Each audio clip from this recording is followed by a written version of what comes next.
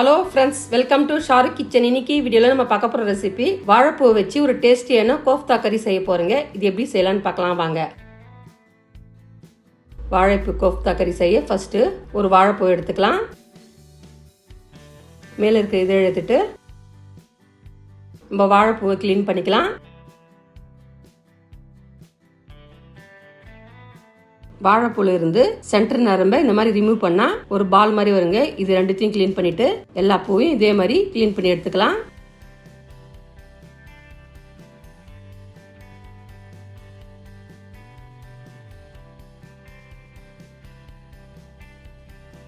இப்போ எல்லா பூவும் க்ளீன் ஆனதும் ஒரு நைஃபால சின்ன சின்ன பீஸா கட் பண்ணிக்கலாம்.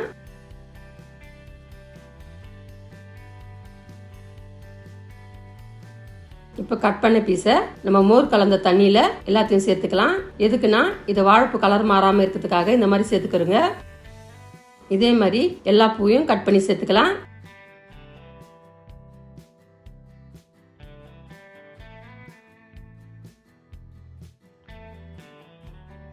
இந்த மாதிரி கட் பண்ணி சேர்த்ததும் இது நல்லா அழுத்தம் கொடுத்து க்ளீன் பண்ணிக்கலாம். அப்போதான் வாழைப்பூல இருக்கிற பாலெல்லாம் ரிமூவ் ஆகுங்க.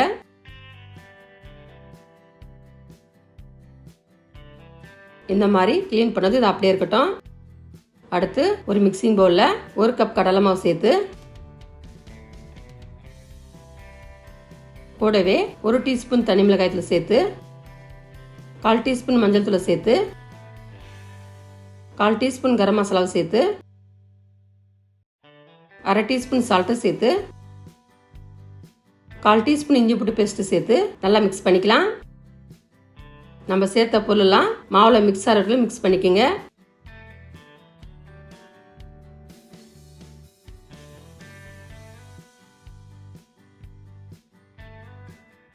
இந்த அளவுக்கு நல்லா மிக்ஸ் ஆனதும் நம்ம ஊற வச்ச வாழைப்பூவை தண்ணி இல்லாமல் நல்லா ஃபில்டர் பண்ணி நம்ம மாவில் சேர்த்து மிக்ஸ் பண்ணிக்கலாம்.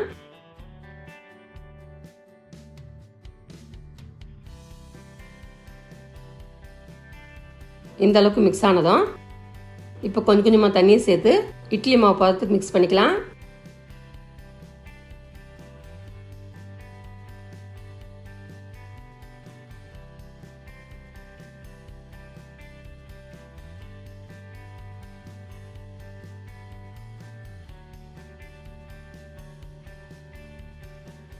இந்த அளவுக்கு மிக்ஸ் ஆனதும் இது அப்படியே இருக்கட்டும்.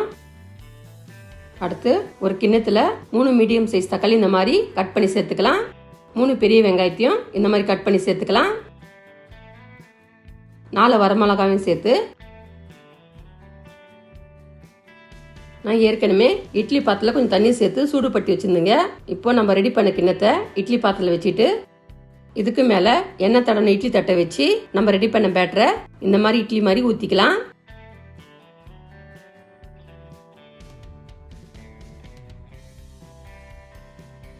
எல்லா பேட்டரியும் சேர்த்ததும் இப்போ மூடியை போட்டு மூடி 15 நிமிஷம் வேக விட்டு எடுத்துக்கலாம். 15 நிமிஷத்துக்கு அப்புறம் பாருங்க. இப்போ நைஃபை வச்சு செக் பண்ணி காமிக்கிறேன் பாருங்க. கொஞ்சம் ஓட்டலை, இது நல்லா வெந்து வந்துடுச்சு. இப்போ இது ஒரு பிளேட்டுக்கு மாற்றிக்கலாம். நம்ம ரெடி பண்ண இட்லி எல்லாம் ஆறினதும் இப்போ நைஃபால சின்ன சின்ன பீஸா கட் பண்ணிக்கலாம்.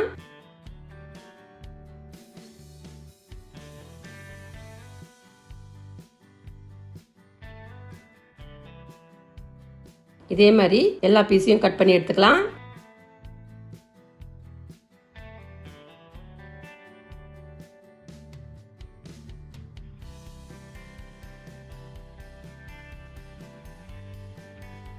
இந்த மாதிரி கட் பண்ணி எடுத்ததும் இது அப்படியே இருக்கட்டும்.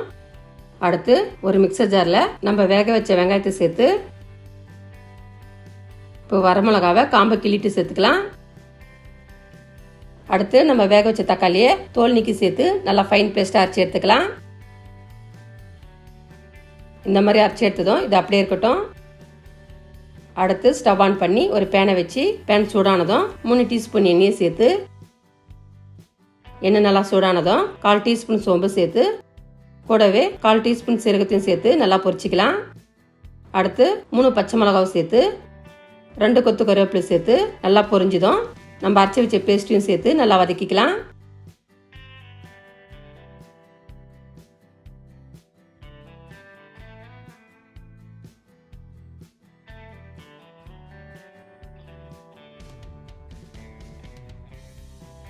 அடுத்து 1 டீஸ்பூன் தனி மிளகாய் தூள் சேர்த்து 1 டீஸ்பூன் மல்லித்தூளை சேர்த்து 1/4 டீஸ்பூன் மஞ்சள் தூளை சேர்த்து 1/4 டீஸ்பூன் கரம் மசாலாவை சேர்த்து 1/2 டீஸ்பூன் இஞ்சி பூண்டு பேஸ்ட்டு சேர்த்து நல்லா மிக்ஸ் பண்ணிக்கலாம்.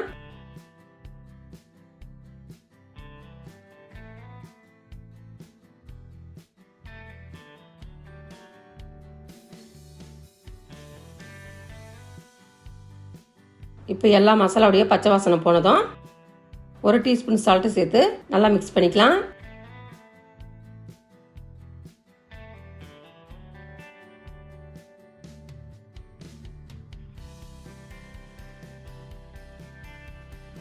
இந்த அளவுக்கு நல்லா மிக்ஸ் ஆனதும் இப்போ நம்ம மிக்சர் ஜாரில் 1 டம்ளர் தண்ணியை சேர்த்து நல்லா மிக்ஸ் பண்ணிக்கலாம்.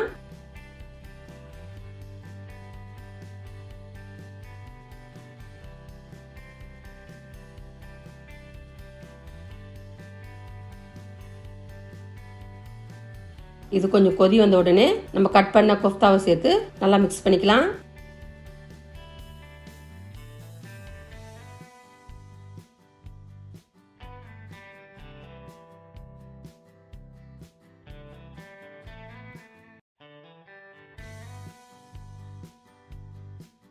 இந்த மாதிரி நல்லா மிக்ஸ் ஆனதும் இப்போ உப்பு காரெல்லாம் செக் பண்ணிட்டு 1 டீஸ்பூன் சால்ட்டு சேர்த்து நல்லா மிக்ஸ் பண்ணிக்கலாம். இதில் சால்ட்டு சேர்க்கும் போது வீடியோ ஸ்கிப் ஆயிடுச்சிங்க.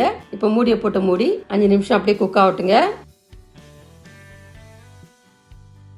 இது குக் ஆகிற சமயத்தில் அப்பப்போ நடுவில் மிக்ஸ் பண்ணிட்டே இருங்க, இல்லைன்னா அடி பிடிச்சிக்கும்.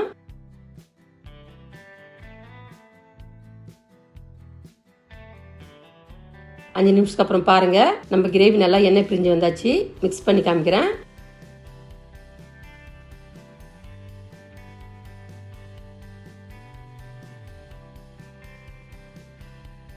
கடைசியாக பொடியாக கட் பண்ண கொத்தமல்லியை சேர்த்து நல்லா மிக்ஸ் பண்ணிக்கலாம்.